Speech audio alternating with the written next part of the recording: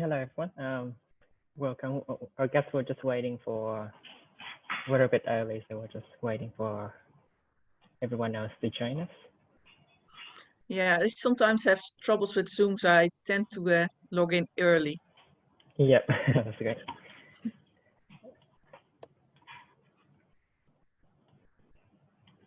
Good morning.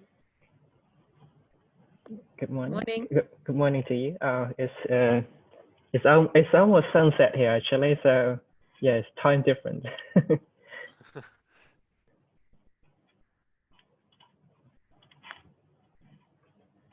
You're at work now, or are you at home?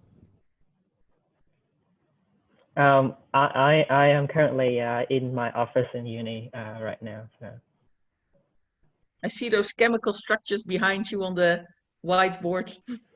Yep, it's been there for a while. I don't know who drew it.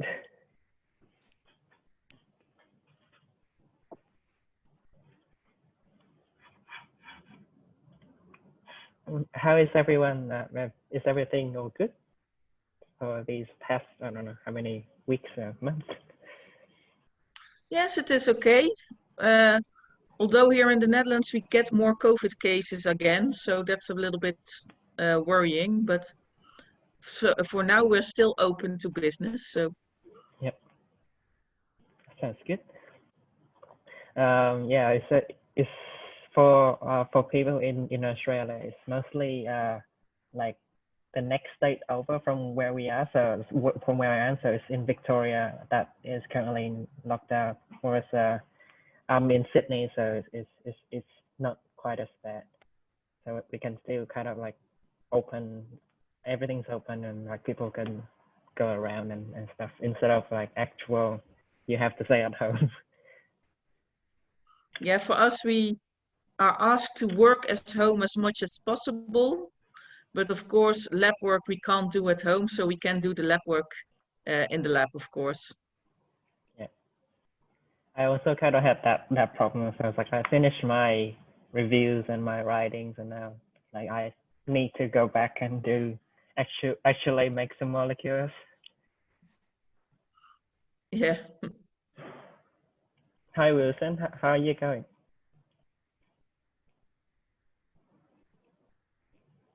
Oh, it's not connecting yet. There we go. Hi Wilson.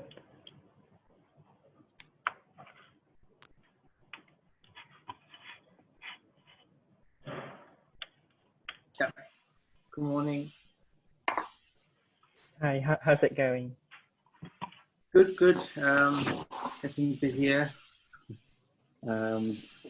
We are, trying to get a lot of things done at the moment.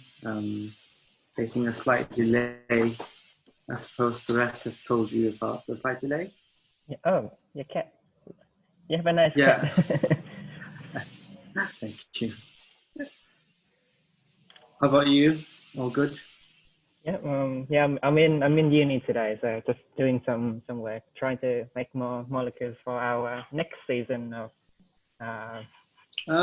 in vivo. That's good. Yeah. Okay.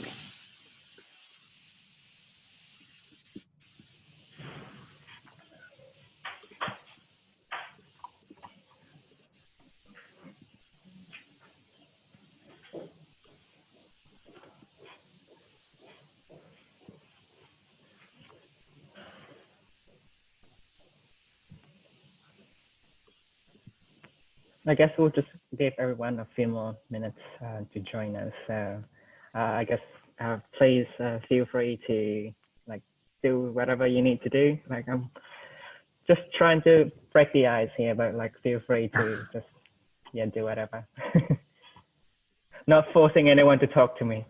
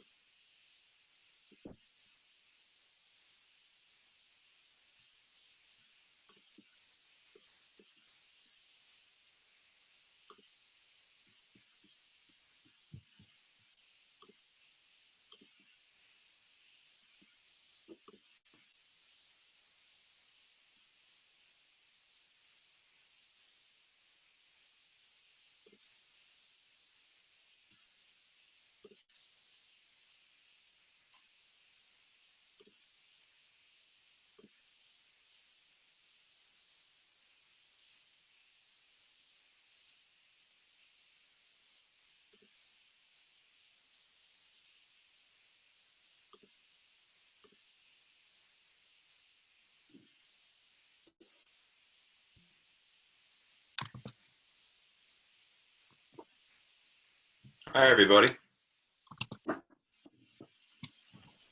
Hi Matt, how's it going? Yeah, good. How are you? I'm good. I'm good.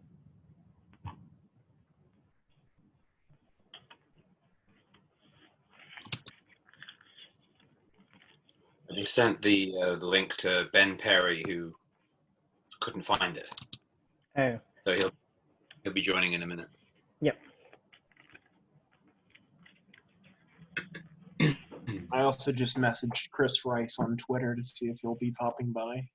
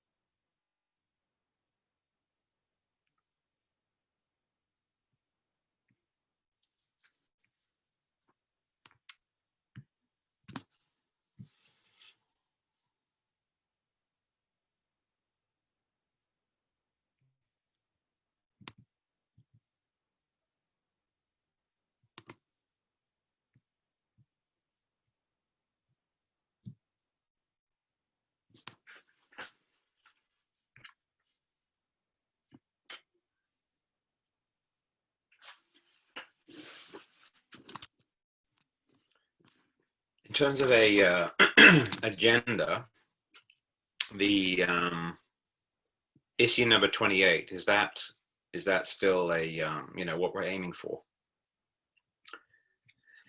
as a sketched agenda? Yes. Yes. So that's what we're looking to do today. Got it. I have to jump off the call at 10 to the hour, so I've got 45 minutes. Sorry, just in advance.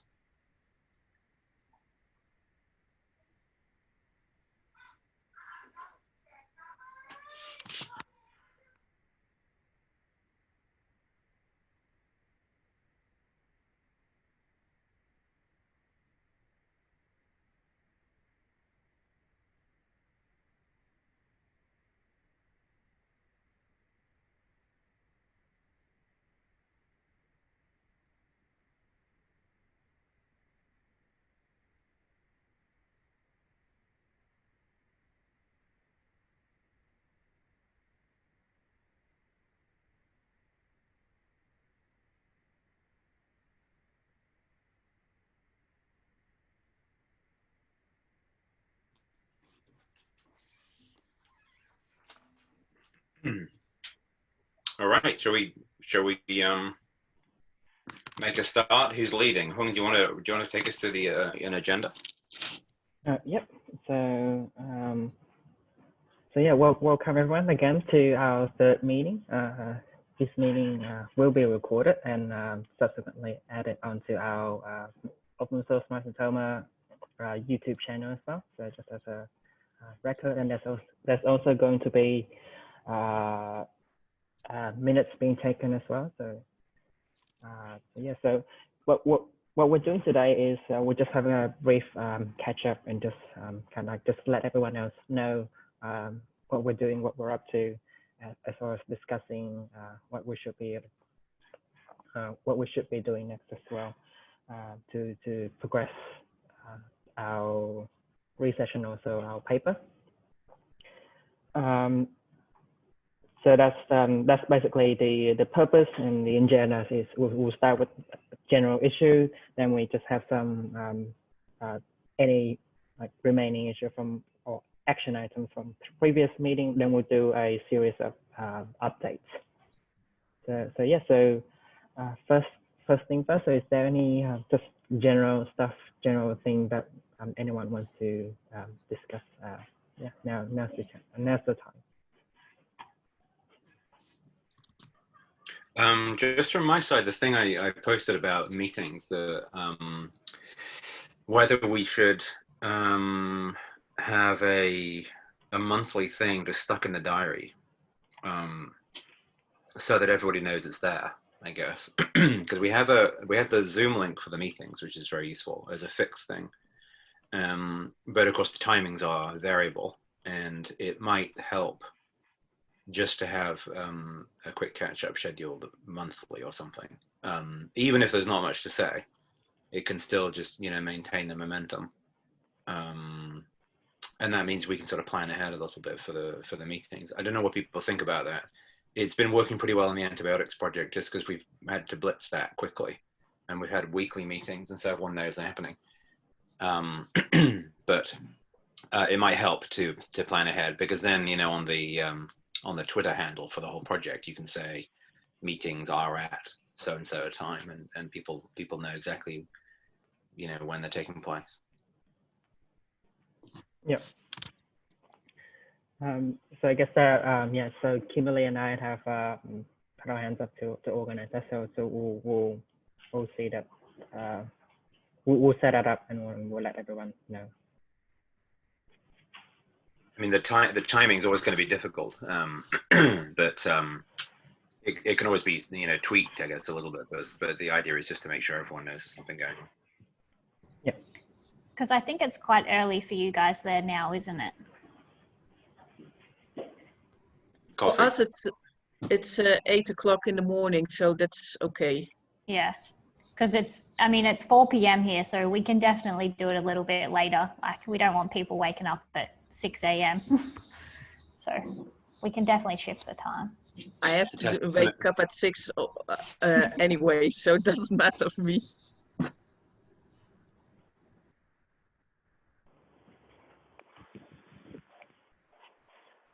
Yes. Is there any? I think it's more. Yes. Sorry. It's sorry. more for the people from the United States, where this time might not be that easy. I don't know. It would be it's 2 in the morning for me, and it would be 2 in the morning for Chris if he joins as well. Oh, I see. Yeah. I think that was originally why we picked this time. So like, it's not. It's kind of like. Yeah. If we push it early, then it's going to become too early for anyone in Europe, I guess. We'll gotta have to find a balance for that.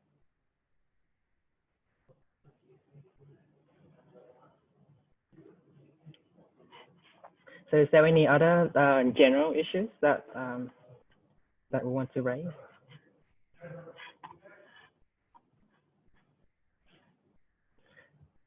If not, then we'll just move on to the items from our previous, just a recap on our previous meeting item. Oops, sorry, I'm trying to open it. Link. So that's also issue 31 on our GitHub, if anyone is interested in looking at. So we have most of our items, action item completed, so that's great. So we have to try to have our all of our compounds updated on the list, make sure it's up to date. So that's good. Ben, is Ben joined? Has Ben joined us yet? Oh, okay, not yet. So Ben is going to give us an update on the COVID moonshot project. So good. YouTube and GitHub. Our YouTube channel is up. What else? So amoeba testing, we'll go to that in the next agenda item. So yeah, so we have experimental data to be updated by myself and Dimitri. So we'll, that's just kind of like an ongoing thing until we finish the paper. But yeah, so that's those two items. We also have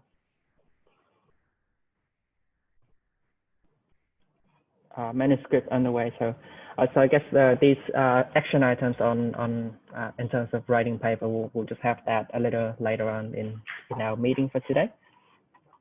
So the next, number 3 on our agenda is the amoeba progress.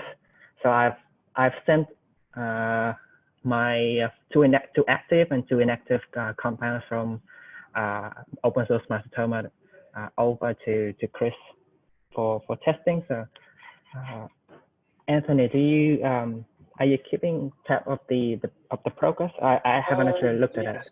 We have the data back from Chris. He was supposed to appear, but I guess he didn't.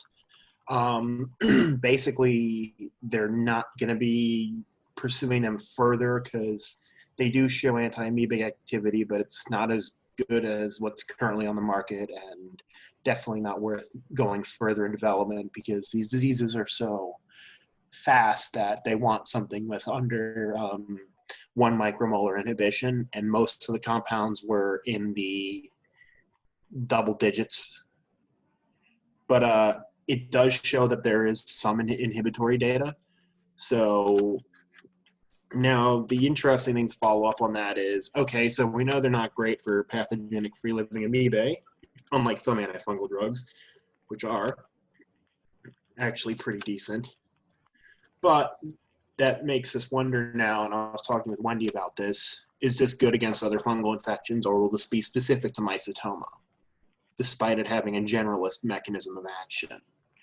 So Wendy, you said you had a collection of azole-resistant species and other things as well to test against, but in terms of amoebic infections, which aren't really related but are generally considered medical mycology in practice, there's the results that Christopher Rice published to us, just pushed to us, I mean.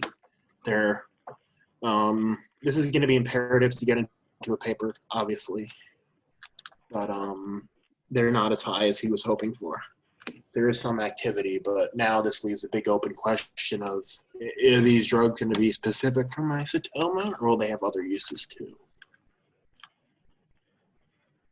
Yeah, go ahead. Oh, no, sorry. No, I just had to mute my mic. No, you were going to talk about how you were going to screen against other things as well, correct? Yeah, what I was planning to say is that mycetoma can be caused by 70 different microorganisms. So we have, of course, Madurella mycetomatis, who causes the majority of the mycetoma cases. But we also have other causative agents. For instance, in Senegal, Falciparum senegalensis is as prevalent as Madurella mycetomatis is. And it belongs to a different order of fungi. We do have a collection of those in our lab as well. So it might be good to screen the whole Venery mole library against the other causative agents of mycetoma at least. Because if we're going to develop a drug for mycetoma, it would be good to know if it's active against all causative agents.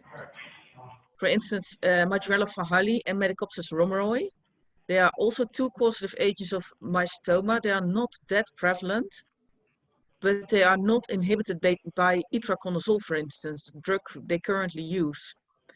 So it doesn't mean that it's not a good drug if the venery moths don't work against those two agents, but it's good to show the boundaries of the drug, because in the end, Madurella fahali and Metacopsis dromoroi are not that prevalent. But yeah, it will be good to know. And of course, I'm in a diagnostic laboratory as well. So in the Netherlands, we do have azole resistance in Aspergillus fumigatus a lot. So it will not be that difficult to screen against, for instance, Aspergillus fumigatus or against Candida, even if it's only a simple high-low screening, what we usually start with, to see if there's any activity at all.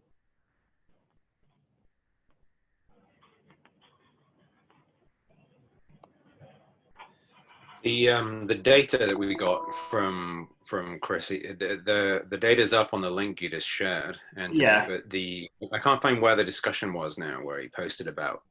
I think he just, I'm not sure. You'll have to contact.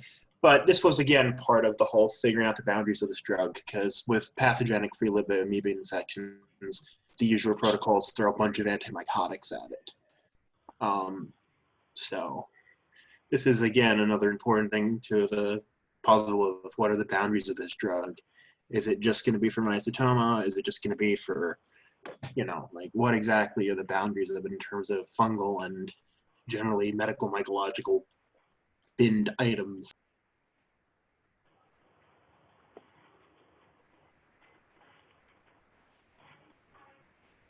The comment should be pinned somewhere, but against the PFOAs, they were not active enough. Although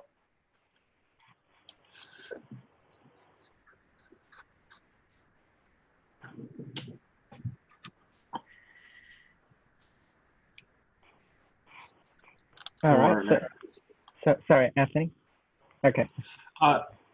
Yeah. So now I'm just saying. I was just saying that. Yeah. I think it's going to be between Chris and Wendy. We'll be able to figure out the boundaries of these compounds, like what they can and what they can't treat.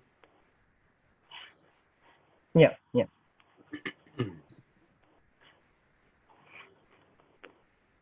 Is there any other comments for this particular point? Anyone else want to add anything else?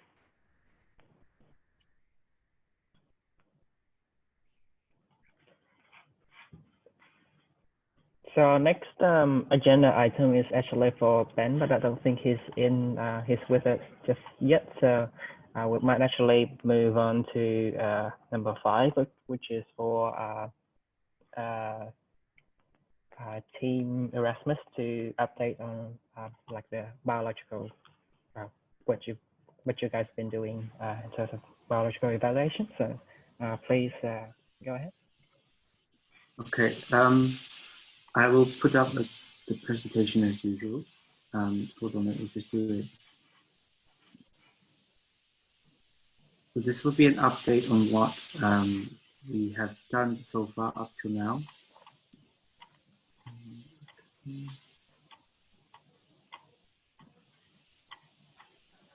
Give me a minute. It's not doing what I want it to do.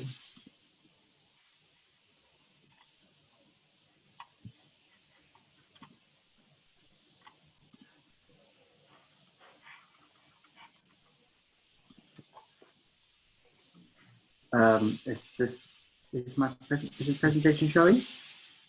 Because I can't see on my side. Okay. Yes, we can see it. Okay, great.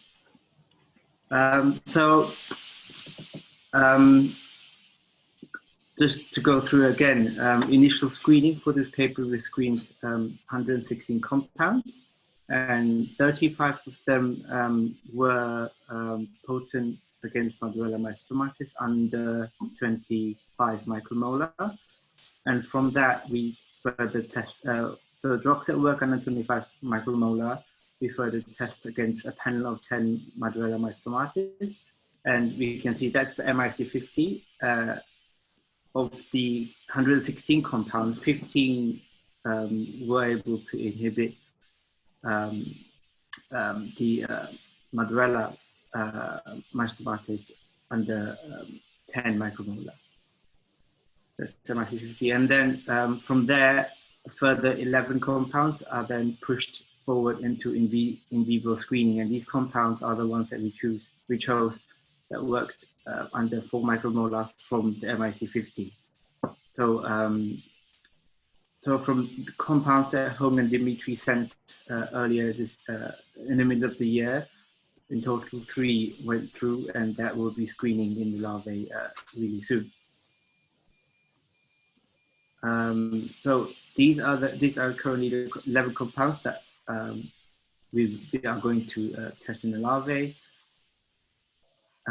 We are facing a slight delay at the moment due to several issues with our in vivo model. We hope to get through that. But we have also tested the toxicity of these compounds before going further to do the full test. And aside from the 3 compounds that Hong and Dimitri sent in June, the others are not toxic. You see 1 or 2 deaths, but those are actually predicted that those are acceptable.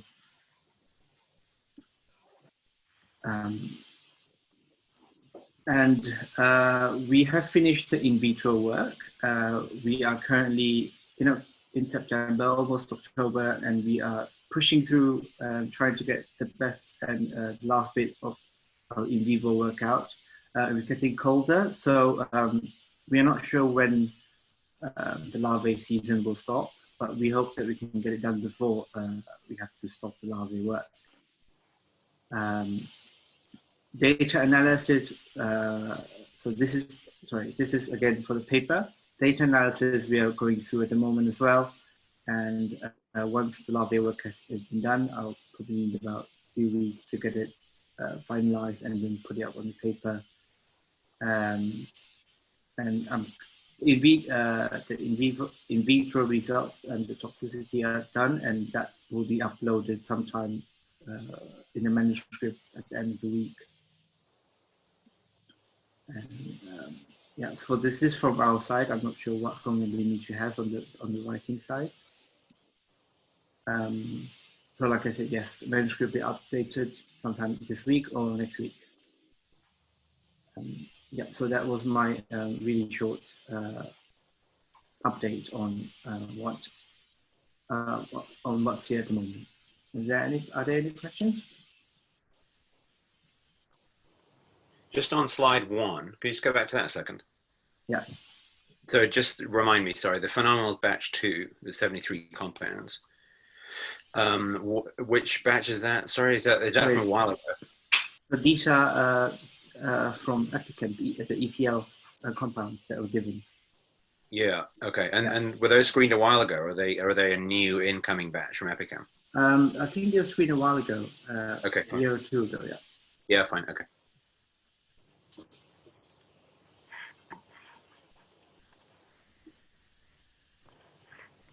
Thanks, Wilson. Is there any more question? I guess also just on the incoming compounds, which I suppose we should talk about, because I mean it depends on the testing timeline and stuff. But there are the compounds incoming from Ghana, right? Which we have Dimitri's just done the analysis on, and which are coming to you guys pretty soon. Is there capacity to evaluate those compounds? I think Dimitri might have the structures of these compounds if people aren't familiar with them, but hopefully Ben's been mentioning it on the site. So these are compounds synthesized as part of the Open Synthesis Network.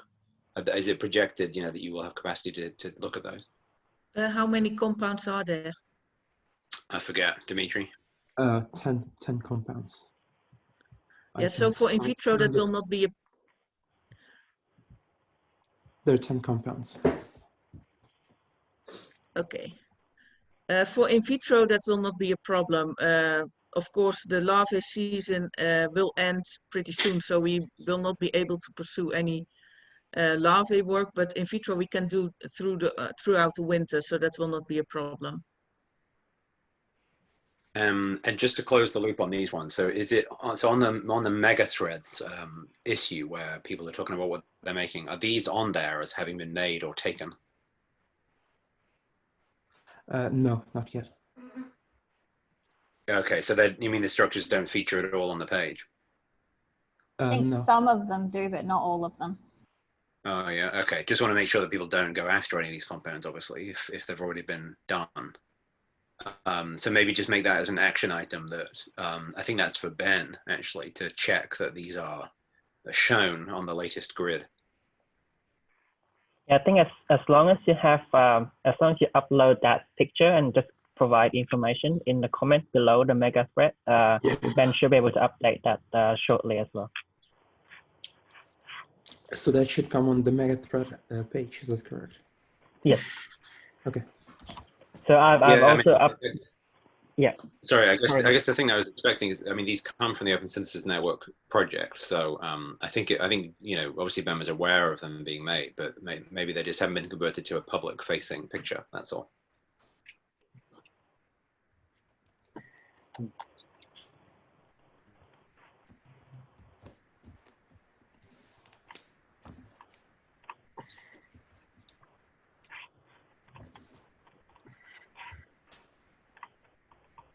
Also, just one more point on the minutes when you get a chance to assemble those. If you could just put that link to the paper again, that'd be really good because I've lost that. It would be good to have a look at that again, specifically just in terms of the assembling the experimental info for all the analogs. It would be good to see that bit, to see what's missing.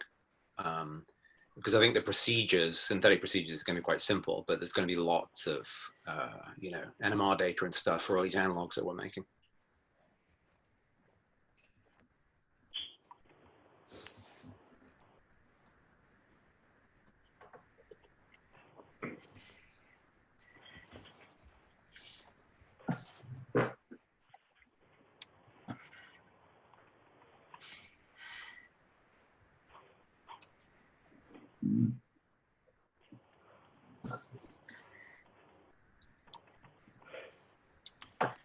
Shall I carry on with the update from UCL? Yeah. So that's Yeah. So just quickly update everyone on what we've been doing. So basically, since I came back, I've completed and confirmed the identity of 2 new analogs. I've made an update about this on the GitHub. Also, for the manuscript for the paper, I secured all the remaining data points, and I'm finishing analyzing that. So I will upload this to the document very shortly. But now I have all the data that was missing before the lockdown happened. For the synthesis, also I have secured one substrate, which is the 8-oxa 3 as a bicyclooctane, and I will be doing this week another analog. There are actually 2 more from the OSN list that I'm probably will do shortly, but I will update this when I have the actual substrates. And of course, I will be coming back to the aldoxime series, which I was supposed to start before the lockdown as well. So it will be a series of compounds, but the plan is I have to do the first the positive control for the future assays, and then we will elaborate on the structure with more compounds in the future. And I think basically in terms of update, that's it. And yeah, the Ghana compounds as well. I confirmed the identity of the 10 compounds that were sent, and I think when I'll get the confirmation from Ben and from the University of Ghana, I can send that batch along with my 2 analogs to Andy, and I think that will happen this week probably. yeah. Thanks, Dimitri. Okay, that will be good.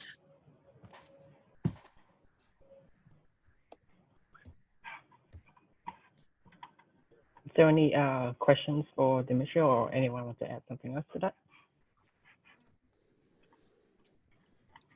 Just a very quick one.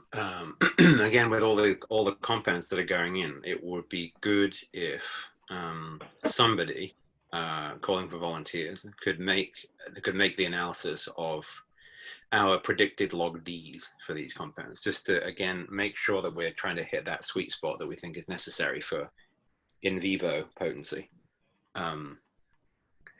Because some of these compounds are pretty flat aromatic, and we just want to make sure that we're still trying to hit that sweet spot. So it would be very nice if a chemist was able to just check in on the predicted log Ds of the things we send. I think the compound Dimitri's taking up was one I had tried.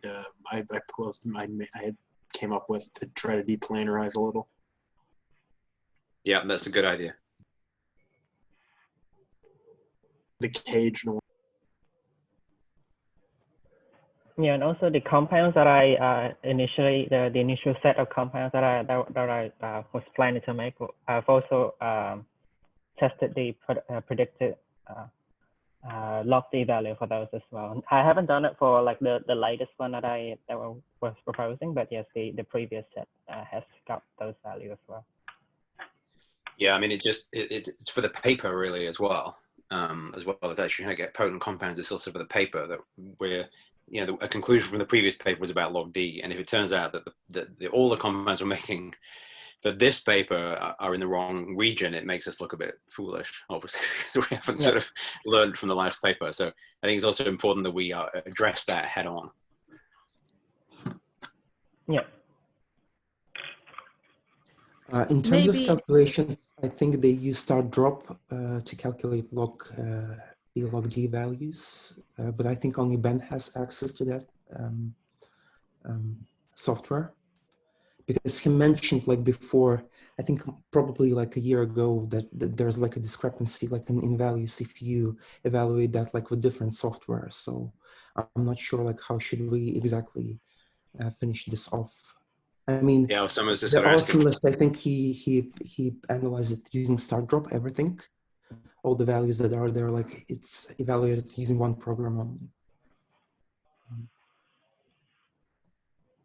So I'm not sure, like maybe we should ask him, or we should. Yeah, if it could just be an action item, that's good, and we can ask him to do the calculation if we can't do it with something else. Okay. Yeah, another question maybe. We also have a lot of Fennery moles which also don't work in vitro. When we design the molecules, we want them active in vitro and in vivo. Might it also be an idea to see what the properties are of the molecules which are active in vitro versus those which are not active in vitro, because that can also help us pinpoint maybe what the properties are needed for a molecule to be active in the first place, but also to be able to penetrate into the grain in vivo, because both properties are needed for a potent molecule.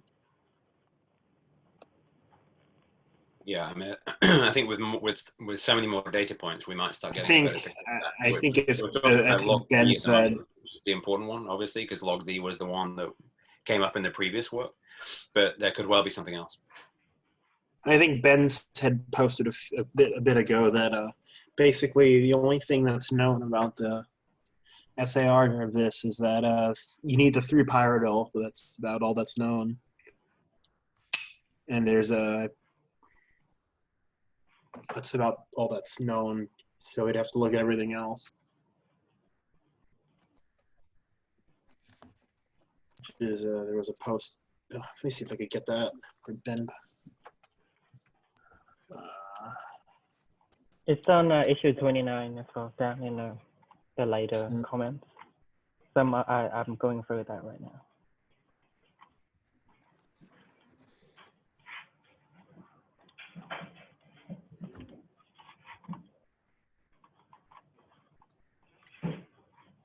Yeah, because the 3-pyridol binds the iron in the center of CYP51.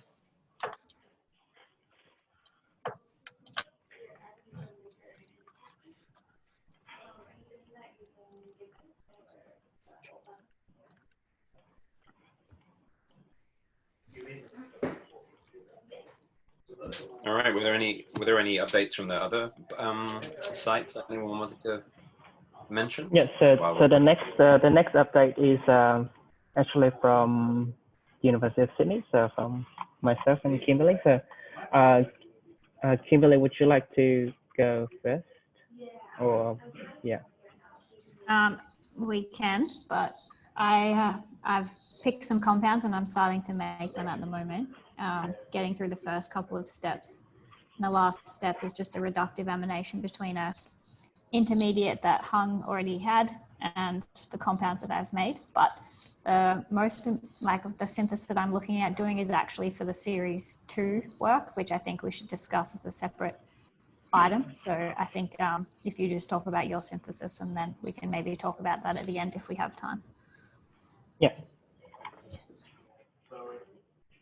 Okay. So I've proposed a set of compounds that I'm going to synthesize. But yeah, so I saw comments on Matt, a couple of people that yes, removing the 3 purity ring actually remove the activity, the inhibition of the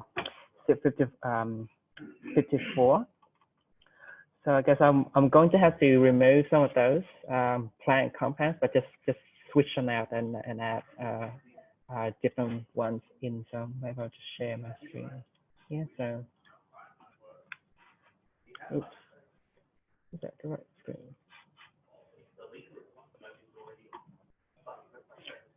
Yes. Can you see my screen? Is that right? Yes, we can. Okay, okay. So initially I kind of like proposed these couple one, but I guess these this one in gray here will make it, when I make them out into the final compound, there won't be a purity ring. So I've already got a couple of these that I'll stop right there. I won't make them anymore. I'll just switch more to the one that still retain that purity ring, and just changing this final ring here into just a simplified version, and also to this cyclohexyl version as well. So this one will definitely reduce the log D value, which is some of the thing that we are trying to look more into when we found out that that insight from the previous paper. I've also had a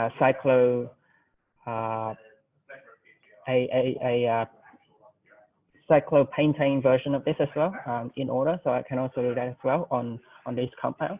So I guess I'll get on those. So probably about I'll say around 15 compounds in the making. So I previously was having problems trying to add these red rings onto this ketone here that I have on hand, and the problem is now solved, so I can actually pump them out quite at a faster pace as well. So I should have these ready, and also writing up all of the characterization and for them. Do you have dicyclohexyl ketone? Because you could just couple that to the 3-pyridyl lithium and see what happens when you hydrate 2 of the rings. Sorry, I missed the beginning of your comments, Anthony. I'd be interested in seeing one with the 2 rings bent. If you have dicyclohexyl ketone. Yeah.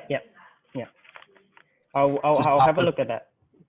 Yeah, something. Maybe I think that was one of the the initial yeah. question, but I actually haven't got to that yet, because I just want to successfully make the compounds with 1 cyclohexyl first, and then we'll look to actually having 2, because what's happening is when you change the from the aromatic to aliphatic, the electronic property of the compound change a little bit, and I've been having problems just it's not activating enough for me to do these reactions, but I've solved that. So once I've got these compounds out as a priority, I'll get on to actually try to get 2 cyclohexyl ring, but that's for later.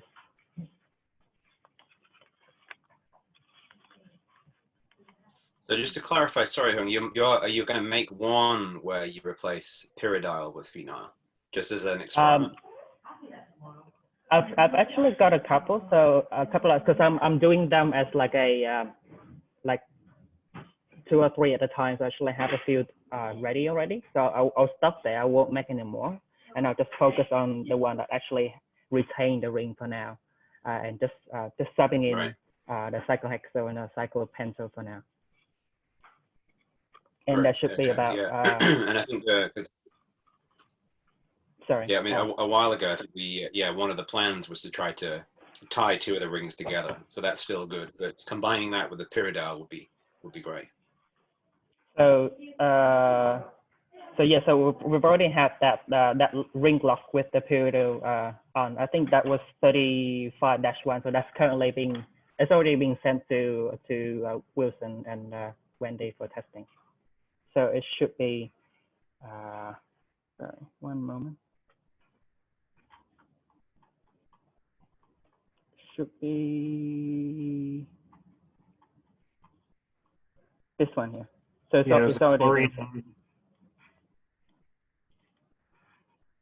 So this guy here. I cannot get the other version to work. So this version, the reaction just won't work at all. It's been giving me trouble. Even I tried it with both the organo lithium and also the green yada, so it's not working for me. Basically, it would not give me what I want, and yeah, so I just have to stop there and just focusing on something else. It's just taking too much time. But this version works really well, so yeah, I'll try that. I've already done that. So yeah, so that's all for me actually in terms of my proposed progress. So I'll send up an updated version of the proposed compound onto GitHub as well.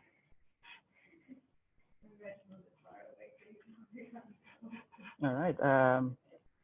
So is there any more question or suggestion for me or Kimberly actually? Just very quickly again on the point about this meeting, if people who shared slides can dump them somewhere on the issue that has the minutes of the meeting, that's awesome. So we can see them. Yes. So we'll probably have like a Google Drive or something that where everyone can just put their slides in there. Well, GitHub has a shared file store, so you don't need to reinvent the wheel. It's got a nice place where you can do things. Yeah. Going back to the series 2, I think I showed some papers that said that that there were some aminothiazoles that were active at least against either MTB or some fungi. It was that they targeted mitochondria or the electron transport chain. So that's probable MOA, not confirmed yet, obviously. But Wendy, I had talked about possibly the SDHIs, the succinate dehydrogenase inhibitors. Do you have any way of getting one in to see if it would work against mycetoma, just as a sort of sanity check for the aminothiazoles? I will have to see how much they cost. If they are available at, for instance, Sigma, I can see if I can purchase one. I think I pointed out one that was relatively cheap. Carboxin. I will look into that. I just don't remember where I put the papers for the S2s. I posted them on the GitHub, I believe.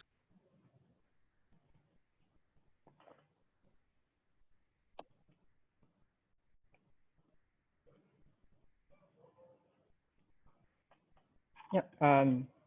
Is there anything else? Otherwise, we'll move on to the next part. Well, Matt's already covered about regular meeting and YouTube videos. So we're actually getting to the second last, which is just like progressing our writing. Sorry, I'll just grab my stuff. So for me, as I make my compounds office, I'll do all of the write up and I'll put that onto our shared document. I think Wilson is also already pretty much up to date test writing as well, and I think yeah, Dimitri will also be doing that. So that's what we're kind of doing now. So is there any thing that we should be looking at next? I think we should have sort of a shared sort of file, really, because I think I have uploaded my Google Docs in somewhere else, and you have done yours somewhere else. I think it's better for everyone to just put the updated files or, in the same place, just to have less links to everywhere and a bit more organized. That's fine. Yeah, I'm happy to just put mine up to where yours is, Wilson. So that's fine. I mean, yeah, vice versa. So let's see.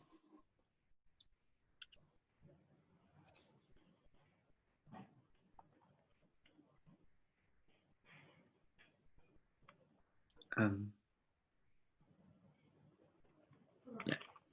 So yeah, so Alice is mentioning that for the next meeting, she'll be happy to talk about new ways that we could share the outcome of our projects, our progress and everything with the public as well. So that sounds great, and something to look forward to. Yes, I think that's all of the main points for our agenda. Is there anything that haven't been covered that anyone would like to raise for now? Yeah, so I wanted to have a little bit of a chat about the series 2, the aminothiazoles. So I've had a bit of a talk with Alice and Peter as well about doing some synthesis for these, and then they're quite commercially available in Europe and the US. So I think it was Chris mentioned that maybe we want to try and see if we can score some.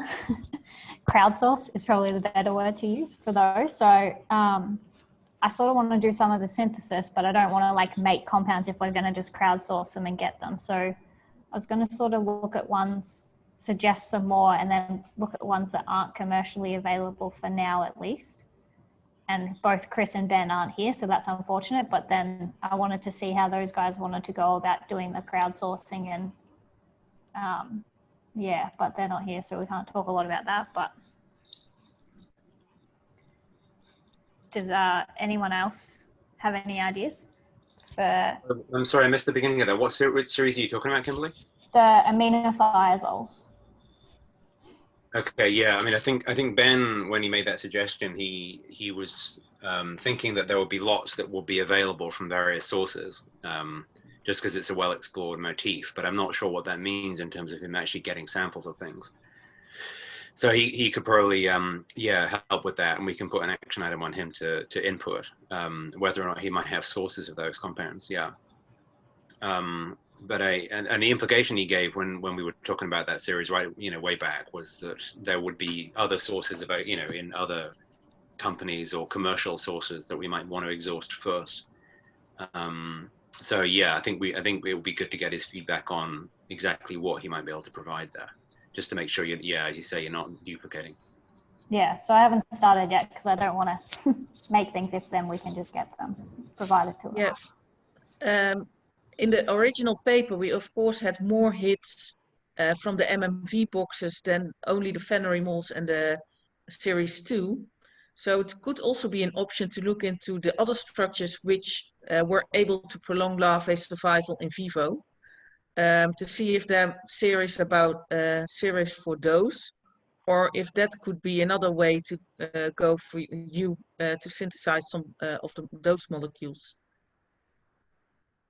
Because if the Series 2 is a very explored series, then I can imagine that it might not be that interesting for you to go after that. But for the other compounds, maybe there are less analogs available, and you can look into those. I don't know, because aminothiazoles, the mechanism of action from the studies they did on Mycobacterium tuberculosis suggested an electron transport chain inhibitor that wasn't too specific. I have the study I pushed into the chat, but I'm not sure what that's going to do for fungi, or what exactly the aminothiazole framework is. Yeah, so it's a paper to look at, I guess, before considering aminothiazoles. Yeah, and Wendy, your screen of the pandemic response box threw up some things, right? Including the benzimidazoles. Also very simple, also, you know, widely available, but were effective in vivo. Am I right in saying that? For the pandemic box, we're also still screening in vivo. So Wilson mentioned, we had some setbacks this season due to COVID, so we had to change the supplier. And that also gave some issues getting the model back up and running. So we managed to do that now. So that means that we still have a lot of screenings to do. We're screening now, but yeah, it takes some time for all the results to get in, because we typically screen not only once, but multiple times.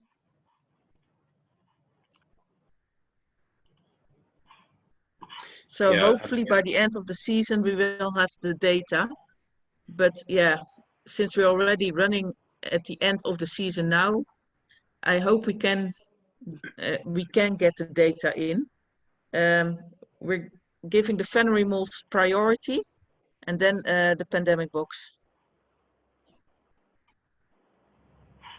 So again, approximately when will the data be available for the normal screen? Well, depends on how the season holds, but we hope in a few weeks' time. But yeah, it's getting colder now, so we don't know for sure. But that's definitely coming in the paper that we're preparing at the moment. Yes, that's the aim. But yeah, I cannot get larvae if they are not there. Yeah, I see what you're talking about. Sorry, I have to run. Just one very quick point about the student report that I promised to put in the public domain. The student wrote something about penetration into the grains. I'm still chasing that, but keep that action item on me, and I'll pursue it. All right. I'm sorry, I just have to run, but very nice to see everybody, and let me know if I can do anything after I've left. Just because I'm leaving, don't put all the actions on me, okay? That's not fair. So Yep. see you all next time. See you, Matt.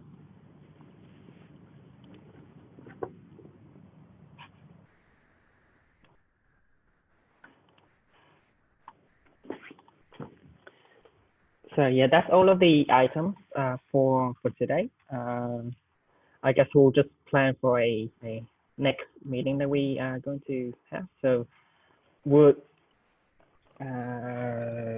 end of November be a good time for everyone? Yeah. So are we going to start up the monthly meetings that Matt's talked about? Would it be best just to, so we do that, so we do one at the end of October instead of the end of November, and just incorporate these discussions we're having about the paper into those monthly meetings? I think we can do that as well. The only thing is I'm just concerned like it might be a bit too long for anyone who's from the US, because we might have to shift the hour a bit earlier, because I'm aware that it's like 3 a.m. for some of us now as well. So yeah, what does everyone think? Why don't we take alternative times? So for instance, the even months we take a time zone which is easier for the United States, and the odd months we take a time which is easier for you. Okay, yeah. So Alice just mentioned that, so yeah, that sounds great. So I guess we'll just have 1 month where we'll push the time a bit earlier, and one time the other month we'll just push it a bit later. So yes, for Australian time is actually okay, because it's kind of like the just late afternoon for us, so it's not too much of a problem. I guess this mostly apply to anyone who's joining us from Europe and the US. Yeah, so if it's now 3 o'clock in the United States, we could also do one 3 hours or 4 hours later. Oh yeah, I haven't thought about that. Thanks, Wendy. Because then it's early morning for them. Yes, so I guess we can. I'll have a look at that. So I'm happy to take meeting a bit later in the evening. So I guess not sure about everyone else from Australia, but yes, I'm totally happy to do that, or at least to do that some of the time. So just to take, so that like you guys don't have to like either wake up too early or stay up too late for this. I think that sounds good, Hung. So let me have a look at the time again, and I'll put up like a post or something so everyone can see. So put that on me, Kimberly. So yeah, so we'll do. I guess we'll take up that monthly meeting, so we can do a bit of that, and also I guess the monthly meeting idea will be on synthetic progress, as Matt was mentioning, just the progress of forward, but we'll also incorporate our other stuff as well. So yeah, we'll see how that goes. So our next meeting should be the end of October. So that would make it, if it's on a Tuesday, that would be the 27th of October.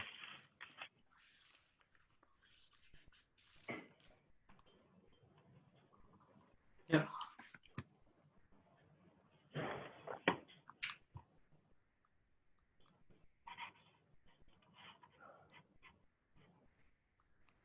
All right. So yes, if there's nothing else, I think that's a wrap for today.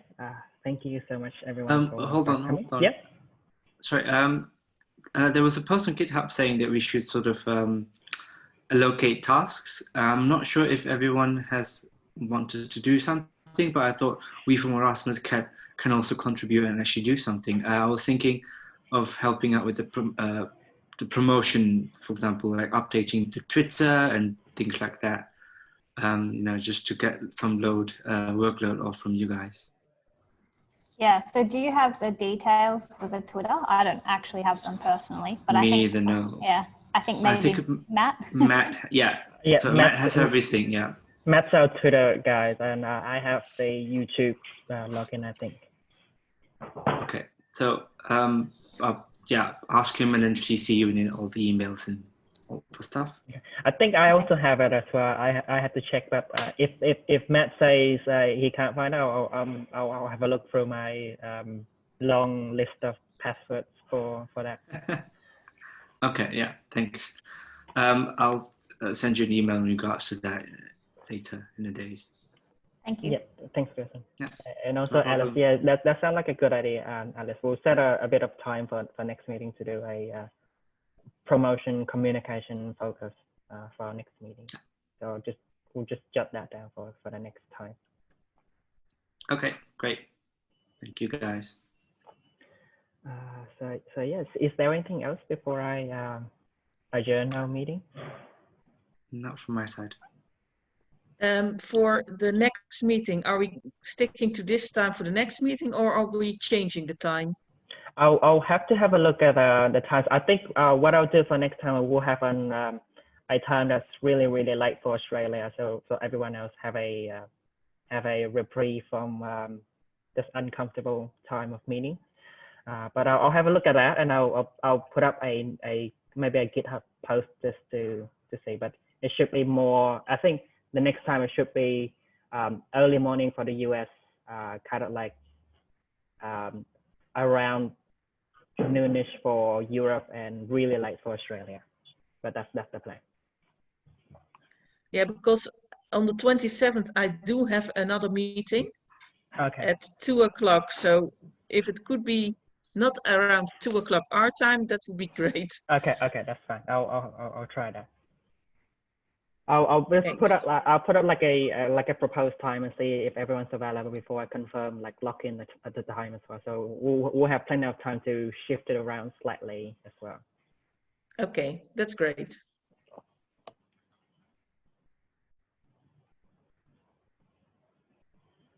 Okay, so thanks, Alice. I'll have a look at that as well. I'll make sure everyone's roughly happy. So yeah, so that's all for this meeting. So thank you very much for joining, and I hope everyone has a good day, night, week. and we'll see you again next time. Thanks for Thank coming. you very much, Home, for setting this up. No, See you next time. See ya. Hope all goes well. See you. Next time. Bye. Bye-bye.